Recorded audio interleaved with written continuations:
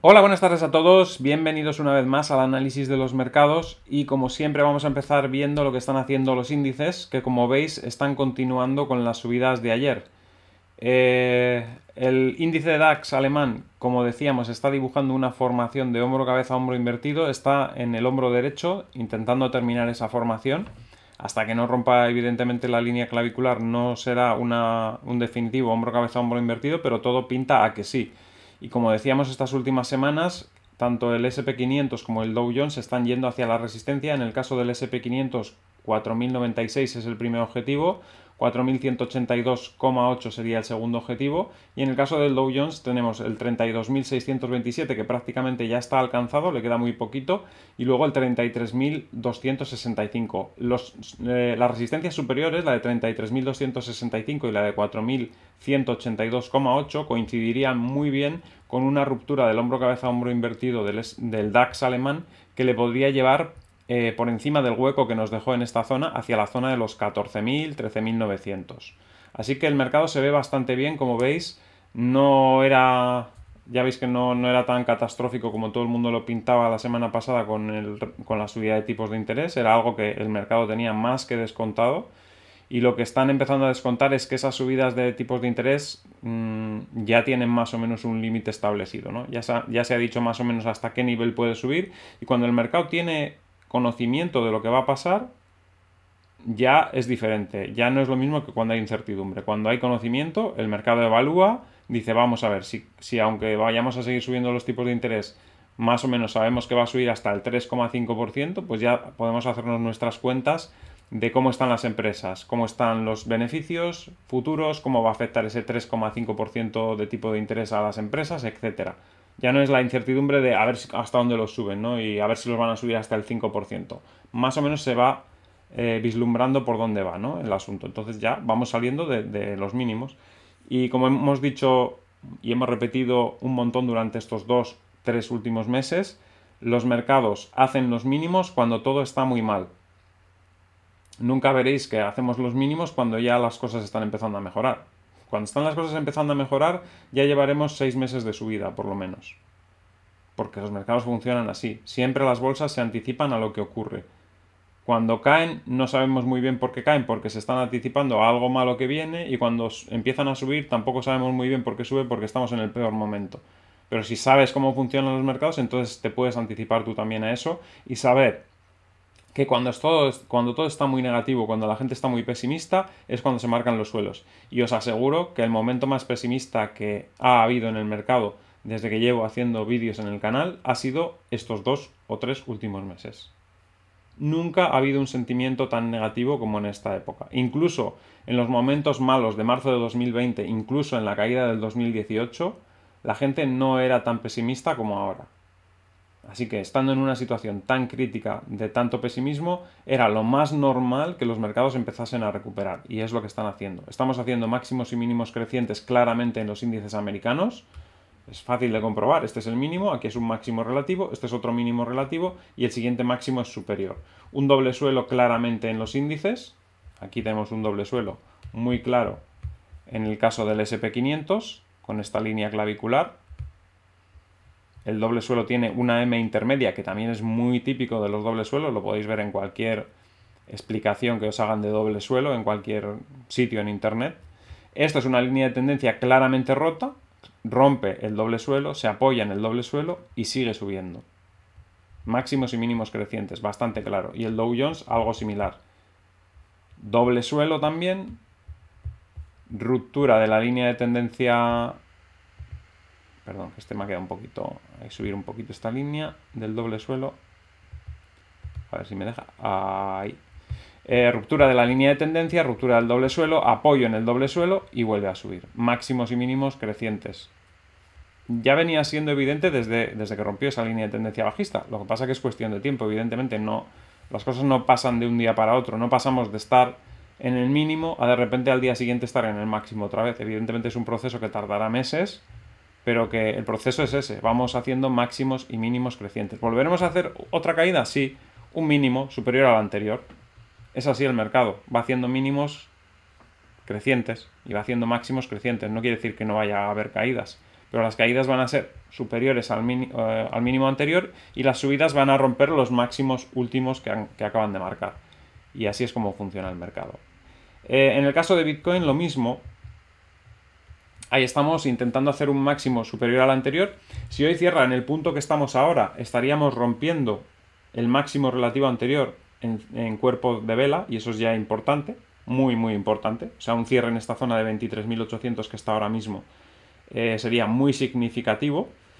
Y se está acercando a la ruptura de la línea de tendencia bajista. Evidentemente mañana es viernes, lleva 2 días de subida muy fuerte, está el fin de semana de por medio.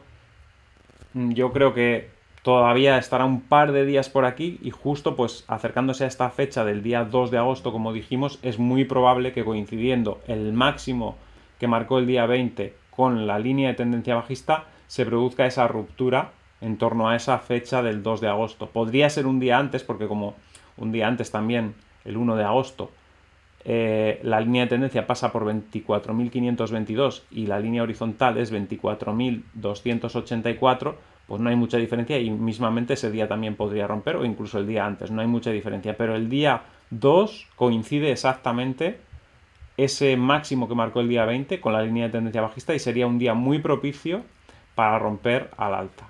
Podría ser el día antes más que nada porque el día antes, hoy es jueves, vamos al jueves 28, viernes 29, 30 sábado, 31 domingo, podría ser el lunes, podría ser el día 1 de agosto, más que nada porque empieza la semana y puede arrancar la semana ya con fuerza, pero bueno, vamos a ver.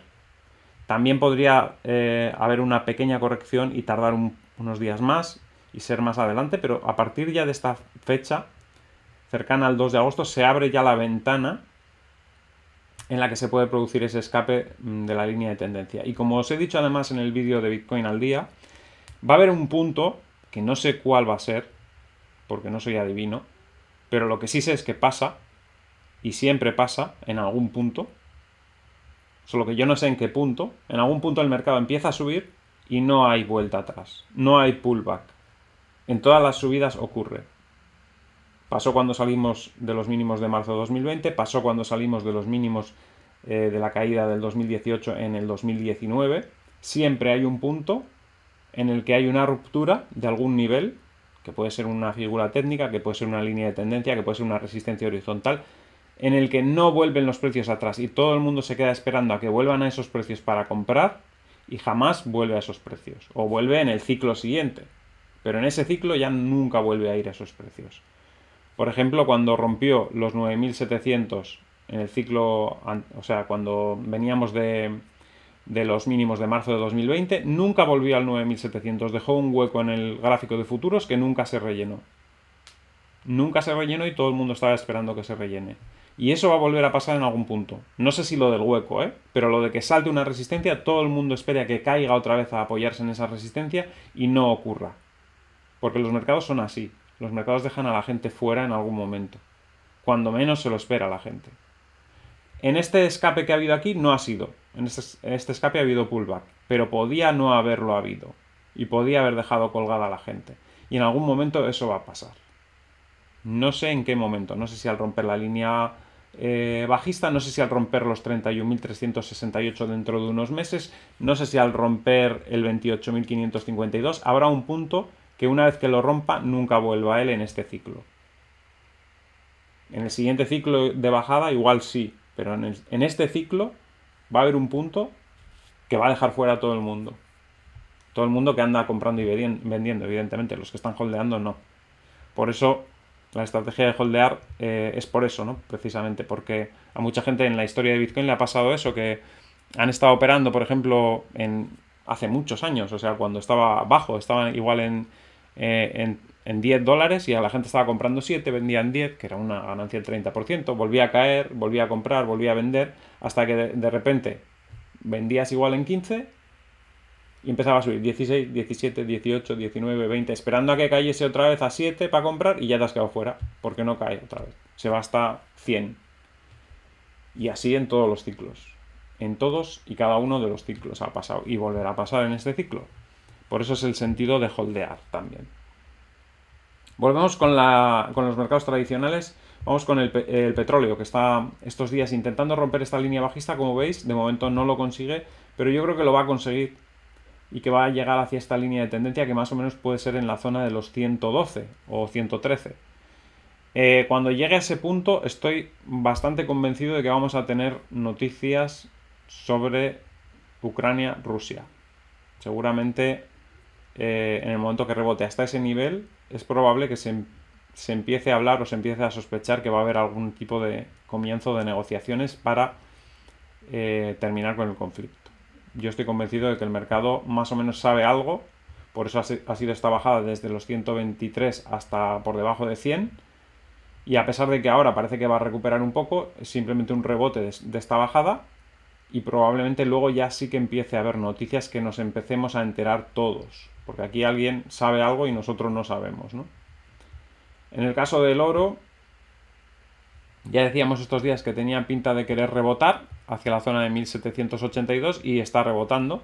Creo que lo comenté ayer, al final la vela de ayer cerró bastante bien y aunque no lo veo subiendo demasiado, sí que esta zona de 1782 es alcanzable y los 1824 tampoco lo descarto en lo que queda de año, pero no lo veo mucho más arriba de esos niveles, la verdad. Lo veo pues en esta zona, oscilando entre 1677 y 1824. Más bien, el 1782 más o menos se convertirá en el punto pivote a partir del que gire el precio, ¿no? Es decir, andará oscilando un poquito arriba de 1782, un poquito abajo, otro poquito arriba. Yo creo que el 1782 se va a convertir en más o menos la zona media de precio de la segunda parte de año para el oro.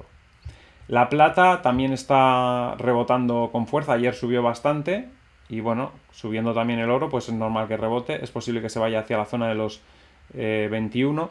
Tened en cuenta que lo que he comentado yo esta mañana en el vídeo de Bitcoin al día también se puede aplicar a la plata y el oro. Es decir, hasta ahora todo el mundo había salido de todos los activos. Ya habéis visto, hasta el oro había caído un montón, ¿no? Pero en un escenario en el que ya se van a conocer o va a haber más certeza sobre cuáles son los tipos de interés, con lo cual se va quitando incertidumbre. Sabes más o menos el tope de la subida que quieren aplicar la Reserva Federal. Porque cuando no sabes el tope dices, joder, ¿y hasta cuándo lo van a subir? ¿Hasta el 5, hasta el 6, hasta el 7, hasta el 10? Pero cuando ya sabes más o menos el tope ya puedes volver a los activos de riesgo, porque el riesgo es no saber qué es lo que va a pasar en realidad. Cuando tú sabes lo que va a pasar, ya puedes evaluar cuáles son las consecuencias para la empresa, ¿no? Para una empresa, por ejemplo, yo que sé, Microsoft. Dices, bueno, tiene estos beneficios, hay este tipo de interés en el mercado, con este tipo de interés en el mercado, ¿cuáles van a ser los beneficios estimados para Microsoft en los próximos 5 años? Ya puedes hacer una estimación y puedes decir, entonces, si vamos a tener este tipo de interés como máximo, los beneficios de esta empresa van a ser X aproximadamente, con un escenario negativo que es X menos 10 y con un escenario positivo que es X más 10. Y con eso ya evalúas el precio y tomas decisiones de compra o no. Ya no hay tanta incertidumbre, ya sabes más o menos qué es lo que va a pasar y por eso los mercados se estabilizan. En ese escenario de frenazo de la subida de tipos de interés y con inflación, porque no la van a parar la inflación, decíamos a la mañana que uno de los activos más beneficiados iba a ser Bitcoin, pero el oro y la plata también, porque también van a ser refugio contra la inflación. Hasta ahora no lo han sido, porque todo el mundo ha salido de todos los activos. Pero ahora es lo que os digo, cuando vuelve la certidumbre al mercado, certidumbre, que ya sabes lo que va a pasar, que ya sabes los tipos de interés cuáles van a ser, los inversores ya toman sus decisiones, evalúan con eso. Cuando no pueden evaluar, y por eso se salen de todo, es cuando no sabes qué es lo que va a pasar, no sabes lo que hay, no sabes qué tipos de interés vas a tener. Pero ahora mismo ya se está empezando a aclarar eso, ¿no? Bien, vamos con el platino, que el platino sí que tenía buena pinta y sin embargo se ha quedado hoy más parado que el oro y que la plata. Han rebotado mucho más el oro y la plata. Ha estado muy cerquita de los 901 y cuando supere los 901 seguramente tendremos subida interesante hacia 950, pero de momento se ha quedado ahí un poco parado. En el caso del dólar australiano contra el dólar estadounidense, ayer aquí en teoría era una zona para haber abierto una operación en corto, pero se ha ido para arriba bruscamente con la decisión de tipos de interés de ayer. Subió bruscamente, entonces si tienes un stop en esta zona, que era lo normal, pues te vendes aquí, el stop en esta zona, pues pierdes algo, ¿no? Pero muy poquito. Y ahora otra vez vuelve hacia esta línea, Vuelve a ser interesante si rompe esta línea abrir una posición en corto. Hay que volverlo a intentar. A veces las operaciones salen mal, pero luego si vuelves al mismo escenario tú tienes que volver a repetir, porque al final es una cuestión de probabilidades. Si cada vez que rompe esto la probabilidad de que caiga es más alta que la de que vuelva a subir, si tú lo intentas 10 veces y te salen 3 mal, 7 te tienen que salir bien. Por lo tanto, otra vez, cuando rompa esta línea hay que volver a intentarlo. No es consejo de inversión, cada uno que haga lo que quiera, evidentemente, pero ya habéis visto cuando hemos analizado otras veces cómo a veces falla, pero luego termina por dar un movimiento mucho más grande que lo que has podido perder aquí con una pequeña operación con un stop loss, ¿no? Así que bueno, esa es un poco la situación de este gráfico. Dólar estadounidense contra dólar canadiense. También está en una zona, en teoría, de tomar posiciones largas. Ha roto esta línea de tendencia. Ocurrió también lo mismo, en este caso rompió al alza, subió. Y aquí habría que haber salido en el precio de entrada, porque con esta subida tenías, estando aquí el precio, tenías el suficiente margen como para poner el stop en el mismo precio de entrada, y con lo cual no hubieras perdido nada en esta operación, pero tampoco hubiera salido beneficiosa. Y sin embargo ahora, cuando ha vuelto a subir, otra vez aquí es compra, o aquí apoyándose es compra, y es poner stop aquí abajo de nuevo, para volver a esperar a ver si se produce ya el movimiento de escape al alza que marca un poco el gráfico. El euro contra la libra, pues como veis, sigue bajando después de esa formación de hombro, cabeza, hombro, aquí, que le ha llevado a un movimiento bajista muy fuerte, pero aquí ya podemos empezar a dibujar una línea. Es un gráfico que normalmente no nos da muchas pistas, pero en este caso, al haber habido un movimiento tan fuerte, sí que tenemos una línea de referencia, que es esta. Y en el momento que se cruce esa línea al alza, yo creo que es una zona de tomar posiciones largas también, ¿eh? Pero sin que sea consejo de inversión, evidentemente, ya os lo digo, cada uno que haga lo que quiera. Pero eso sí, si queréis hacer operaciones, hay un exchange que tengo ahí en la descripción, el link para que os abréis cuenta, que eso sí que es recomendado, pues hay que tener un exchange importante, y ese es uno de los más importantes, así que eso sí que es un consejo, ¿no? En principio, no es recomendación tampoco, cada uno que opere con quien quiera, pero es uno de los mejores exchange, así que ahí tenéis el link de referidos por si queréis abriros cuenta, XTB. Bien, el euro contra el dólar, por debajo de la línea de tendencia bajista, y seguramente en los próximos días intentará ir hacia 1.04175, esa resistencia que dentro de unos días va a coincidir con la línea de tendencia bajista, y es posible que intente ir hacia ese nivel justo en el momento en que coincida con esa línea, es decir, pues posiblemente dentro de unas 7 jornadas, 8 jornadas más o menos. Y por último, los gráficos de la libra.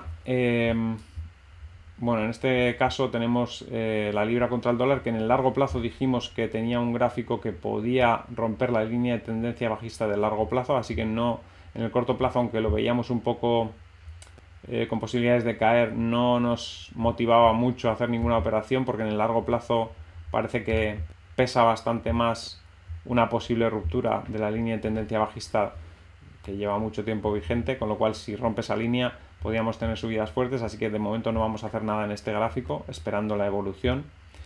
Y la libra contra el yen, que nos dio aquí una muy buena operación a la baja, después ha recuperado todo de nuevo hacia los máximos anteriores y desde aquí ha vuelto a caer, aunque en este caso no nos ha dado ninguna pista de dónde podíamos vendernos, así que no era una buena opción.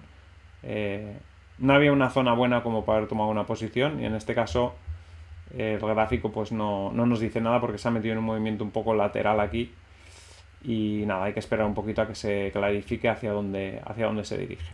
Así que nada, eso es un poco todo por ahora. Así es como están los mercados, con subidas generalizadas tanto en Bitcoin como en los mercados, y bueno, la pinta es buena, ya lo veníamos diciendo, todo lo negativo estaba más que descontado, y era cuestión de tiempo que hiciésemos ese suelo. Nos ha llevado mucho tiempo hacerlo, nos ha llevado, no sé, casi 2 meses ahí, entre que bajó, estuvo ahí en el suelo y empezó a subir, casi 2 meses ahí haciendo el suelo, pero es lo que toca. Los mercados no son rápidos, no son nada rápidos, la gente es muy ansiosa cuando estamos tanto en máximos como cuando estamos en mínimos.